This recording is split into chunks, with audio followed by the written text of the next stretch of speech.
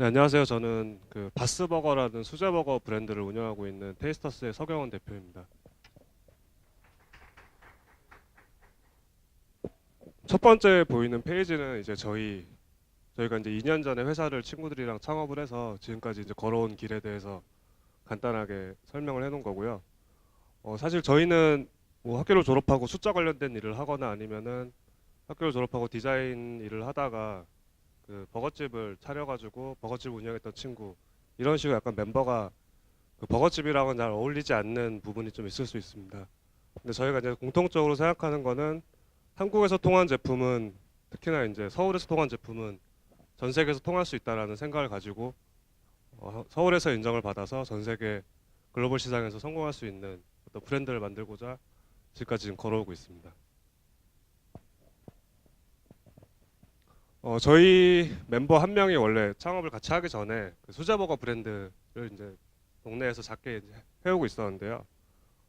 일단 그 아이템 자체가 너무 좋아서 이걸 어떻게 우리가 한번 시장에서 성공시킬 수 있을까에 대한 고민을 했었습니다. 그래서 이제 햄버거 시장에 대해서 좀 찾아봤었는데요. 이거는 뭐 어디 레포트에 나와 있는 숫자는 아니고 제가 뭐 다트나 아니면은 뭐 정보 그 프랜차이즈 정보 공개서 아니면 언론 보도 자료를 통해 가지고 수정한 숫자들인데요. 2015년 기준으로 햄버거 시장이 약 한 2조 정도, 국내 시장 2조 정도가 되고 그리고 이제 그 중에서 약간 특이한 점은 우리나라의 수제버거가 소개된 지 약 10년이 지났는데 2조 중에서 10% 미만의 작은 시장만을 이제 수제버거가 차지하고 있다는 점이 좀 특이하게 눈에 들어왔습니다.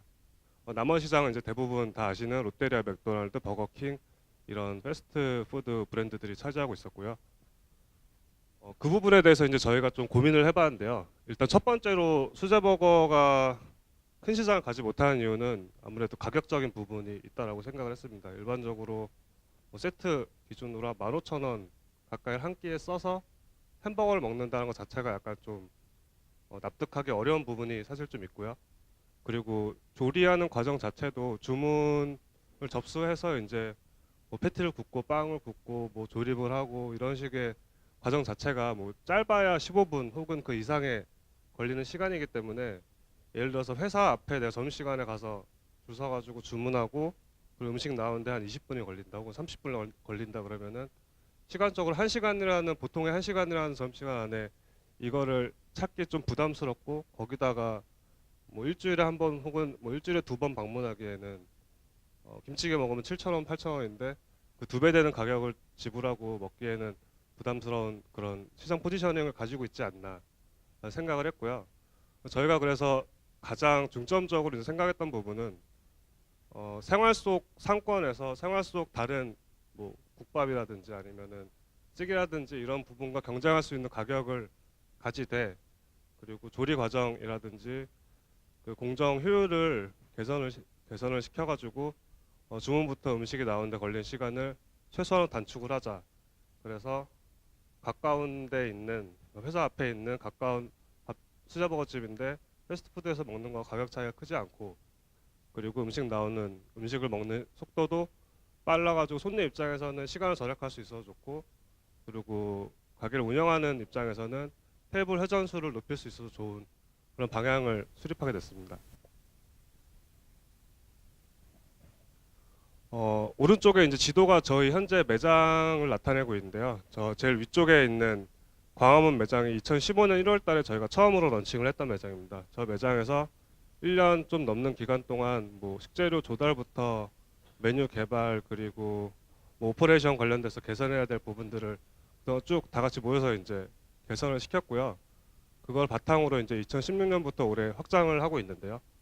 4월 달에 여의도에 그 2호점을 오픈을 했고요. 그리고 8월 달에 여기 가까운 역삼동에 스타타워 옆에 3호점을 오픈을 해서 지금 운영을 하고 있습니다. 그리고 올해 지금 몇 달 안 남았는데 올해 연말까지 두 개의 추가 직영점을 오픈하는 것을 계획을 하고 있습니다. 2016년 월별 매출액인데요. 보다시피 그 저희가 이제 작년 2015년부터 바스버거 영업을 해가지고 작년 바스버거 영업 매출이 한 6억 좀 안 되게 나왔는데 현재 9월 달까지 확정된 매출이 한 13억이 좀 넘는 수준의 매출이 나왔고요. 그리고 예정대로 추가적인 직영 매장을 오픈을 하면 올해 내부적으로 계획하고 있는 목표는 23억의 매출을 목표 잡고 있습니다. 어, 오른쪽에는 저희가 이제 다른 수제버거 브랜드들 혹은 다른 음식료 브랜드들과 좀 다른 차별점이라고 생각하는 네 가지 부분을 써놨는데요. 이 중에서 이제 뭐 크라우드 펀딩이나 뭐 커스터마이징은 제가 지금 여기서 따로 설명을 안 드려도 될 것 같고요. 패스트 프리미엄이라는 개념이랑 그리고 생활상권 침투에 대해서 좀 더 설명을 드리도록 하겠습니다.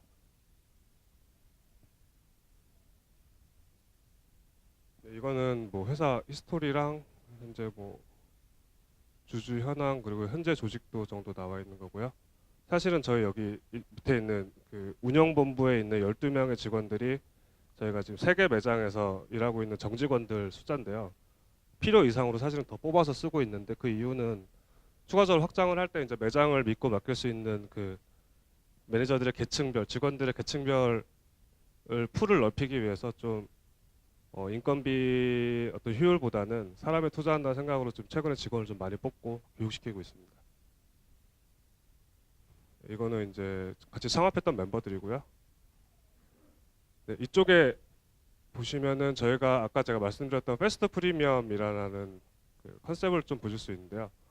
이제 오른쪽 그래프를 보시면은 여기 가장 이제 오른쪽에 기존 레스토랑 그리고 그 옆에 패스트 캐주얼 그리고 이제 저희가 이제 만든 단어인데요. 패스트 프리미엄이라는 그 수익 비용 구조를 보실 수 있습니다. 일반적으로 매출의 약 20%에서 25% 정도를 임차료로 고정비로 지불을 하고 식재료비는 30% 미만으로 끊는 게 뭐 혹시 주변에 지인 중에 요식업을 하시는 분이 있으면은 이런 구조를 많이 들으셨을 겁니다. 보통 이런 구조를 지향을 해가지고 이익률을 뽑는데요. 그 옆에 있는 패스트 캐주얼은 뭐 최근에 한국에 오픈을 한 쉑쉑이나 아니면은 뭐 아직 안 들어왔지만 치폴레나 뭐 인앤아웃 같은 그 미국의 패스트 캐주얼이라는 단어를 탄생시킨 어떤 컨셉의 브랜드, 컨셉의 가게들이 보통 가지는 수익 구조입니다. 식재료비를 상대적으로 높이 쓴다는 게 주요 포인트고요. 그래서 하지만 가격은 높이지 않고 소비자들 입장에서는 가격 대비 괜찮은 음식을 먹는다라는 경험을 줄 수 있고요. 가게 입장에서는 그렇다면은 어떻게 이익을 보존할 것인가에 대해서 이제 원래 대부분의 패스트 푸드점을 제외하고는 다 이제 테이블 서비스를 시행을 하는데 이런 브랜드들은 테이블 서비스를 아예 배제를 하면서 인건비를 절약해서 자신의 이익을 보존하는 방식으로 영업을 해왔습니다. 이런 패스트 캐주얼이 지금 약 10년 정도 되는데요, 미국에서. 현재는 미국 전체 레스토랑 시장에서 한 4% 넘는 점유율을 이 소수의 브랜드들이 지금 가질 정도 성장을 많이 했습니다. 그리고 제일 오른쪽에 이제 저희가 지금 실제 저희 매장 그 수익 구조인데요. 저희는 좀 더 재료비를 쓰는 편입니다. 가격을 좀 더 어떻게 보면 가격을 좀 더 낮췄다고 볼 수 있고요. 거의 40%에 가까운 식재료비를 지출하는 대신 더 인건비를 뭐 낮추는 편도 아니고요. 근데 저희가 딱 하나 이제 포인트로 잡는 거는 여기 초록색으로 표시되어 있는 그 부동산 렌트인데요. 저희는 최소한 이틀 매출로는 고정비, 그러니까 임차료를 뽑는다라는 컨셉으로 지금 부동산을 보고 있고요. 실제로 다른 매장들도 지금 그렇게 되고 있고요. 잘 되는 매장 같은 경우에는 하루 매출로 임차료를 뽑고 이런 식으로 지금 진행을 하고 있습니다. 그래서 손님 입장에서는 뭐 1층이 아니라 지하 1층이나 아니면 2층, 3층 계단을 좀 더 걸어가는 불편함을 통해서 그걸 대가로 좀 저렴한 가격에 한마디로 얘기하면 좀 가성비 좋은 아이템을 좋은 분위기 속에서 즐길 수 있다라는 장점이 있는 거고요. 저희 입장에서는 약간 좀 외진 지하에 매장에 위치하더라도 저희가 거기에 대해서 인테리어를 나름의 컬러로 나름의 컨셉으로 잘 꾸며 놓으면은 손님 보기에 부끄럽지 않은 공간에서 좋은 가격대에 손님들에게 음식을 제공할 수 있다라는 그런 장점으로 지금 가져가고 있습니다. 그걸 통해서 내부적으로는 매장별로 영업이익률이 전부 30% 이상인데요. 대부분 매장이 30% 이상의 지금 영업이익률을 가져가고 있습니다. 아까 말씀드렸던 그 서두에 말씀드렸던 수제버거 시장이 지금 전체 햄버거 시장의 약 10%도 안 되는 비중을 가져가고 있고 그리고 90%는 패스트푸드가 가져가고 있는데 저희는 사실 타겟을 그 90%가 되는 패스트푸드 시장을 타겟으로 잡고 있습니다. 그거 관련해 가지고 저희가 첫 번째로 잡은 게 이제 가격인데요. 지금 여기 보시면은 제일 위에 저희 제일 기본 버거 바스버거 같은 게 단품으로 6,000원이고 세트로 뭐 7,500원, 8,000원. 버거킹에 있는 햄버거보다 오히려 더 싼 버거킹에 있는 메뉴들이 저희보다 비싼 메뉴들이 오히려 많고요. 대신 재료들은 저희는 뭐 정말 아까 식재료 비중을 보셔서 아시겠지만 좋은 재료 쓰고 빵 같은 경우에도 다 유기농으로 저희가 OEM을 줘서 제작을 하고 있고 이런 식으로 아이템 자체는 가격에 비해서 상당히 좋은 경험을 선사한다라는 컨셉으로 가져가고 있고요.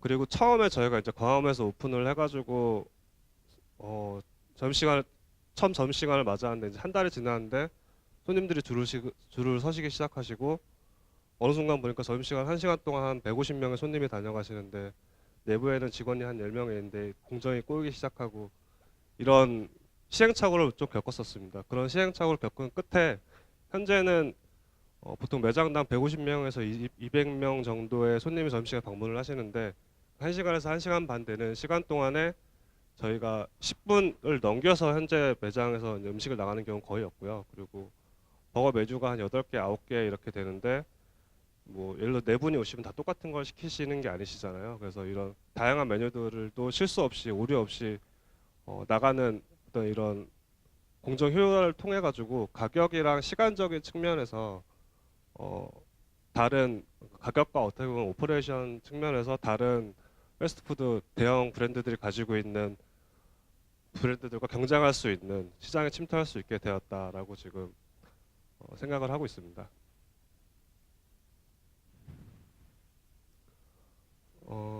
바스버거 특징은 이제 그렇게 두 가지를 말씀드릴 수 있을 것 같고요. 예, 이거는 저희 현재까지 이제 걸어온 길이랑 향후 계획에 대해서 간단하게 설명을 드리겠습니다. 말씀드렸던 것처럼 1년 동안 이제 광화문에서 어떤 본질을 좀 펀더멘탈을 다져왔다라고 볼 수 있을 것 같고요. 그리고 올해 말까지 추가적인 2개 직영 매장을 오픈을 하고 내년에 추가로 10개 직영 매장을 오픈하는데 올해까지는 계속 오피스타운 위주로 진출을 하고 내년부터는 뭐 대치동이나 아니면은 오목교, 뭐 이촌동 같은 주거타운 위주로 이제 진출을 시작을 할 예정입니다. 2017년까지 직영 15개 정도 매장을 서울과 수도권에서 운영을 하고요. 그리고 지금 가맹을 이제 하시겠다라고 하는 분들이 계속 있으신데 저희가 좀 내세우는 조건이 좀 굉장히 까다롭거든요. 그러니까 금전적인 부분 사실 저희는 욕심을 바라진 않는데 특히나 저희 나라처럼 이 트렌드가 요식업 트렌드가 빠른 나라에서 브랜드 관리가 안 되는 순간 모든 게 끝이라는 생각을 가지고 있어서 기본적으로 뭐 3달 혹은 2달 반의 교육 기간을 다 이수를 해야 되고 보통 뭐 2주 뭐 혹은 일주일 정도 교육하는 거에 비하면 좀 까다로운 편이죠. 그리고 주인이 직접 운영을 해야 된다. 위탁 운영 안 된다라는 식으로 제약 조건을 걸고 있거든요. 그래서 이제 뭐 한 5팀이 방문하시면은 4팀은 다음에 다시 연락 없으시고 한 팀은 좀 계속 고민 중이라고 말씀하시고 뭐 이런 식으로 진행이 되고 있는데 그런 분들 중에 저희가 선별해서 저희랑 뜻이 맞고 같이 갈 수 있는 분들을 추려서 내년부터 조심스럽게 10개 정도를 목표로 잡고 가맹 사업을 시작할 예정입니다. 그리고 2018년에는 전국에 있는 주요 도시들을 대상으로 선별적으로 이제 직영 매장 확장과 동시에 그리고 저희의 애초에 이제 계획이었던 해외 진출을 18년부터 시작하기 위해서 17년부터 이제 시장 리서치를 시작할 예정입니다. 사실 작년에 리서치를 한번 다녀왔었거든요, LA로. 근데 오히려 어떻게 보면 좀 더 자신이 많이 생겨가지고 이번에 18년에 오픈을 성공적으로 하기 위해서 잘 준비를 해 나갈 예정입니다. 현재 저희 그 조직 구조, 오퍼레이션 구조라고 보시면 될 것 같고요. 첫 매장보다 당연히 2번째 매장이 좀 더 빠르게 올라오고 있고 2번째 매장보다 3번째 매장이 좀 더 빠르게 올라오고 있고 이런 식으로 오픈하고 자리 잡는 데까지 걸리는 시간이 원래 6달이었고 뭐 3달이었고 2달, 1달 이런 식으로 좀 더 빠르게 올라갈 수 있을 거라는 이렇게 예상을 가지고 있습니다. 그리고 이거는 현재가 아니라 향후에 2년 내에 저희가 이제 가져가야 될 조직 구조에 대해서 잡았는데요. 오퍼레이션 팀, 세일즈 팀, 마케팅 팀, 그리고 품질 관리 팀, 그리고 경영 지원 팀 이렇게 가져가면서 2년 후에 어떤 또 다른 먹거리 정확히 얘기하면은 뭐 프랜차이즈를 강화할 것인지 아니면은 해외 한 개 도시에 진출했는데 그 도시에서 다른 도시를 확장할 것인지 아니면 다른 나라를 확장할 것인지 이런 여러 가지 전략 방향에 대해서 이제 결정하는 전략팀이랑 같이 확장을 해 나갈 예정입니다. 네, 이상입니다.